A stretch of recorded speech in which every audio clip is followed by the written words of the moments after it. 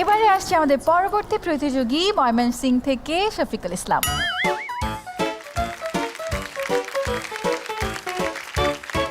আজকে বাসা থেকে কে এসছে বলো তো?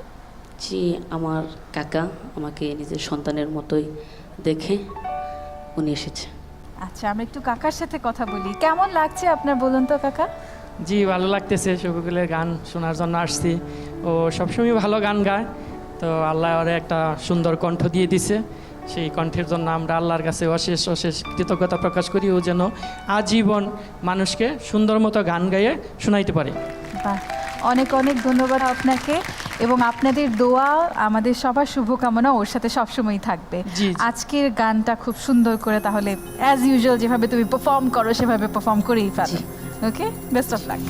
পৃথিবী যে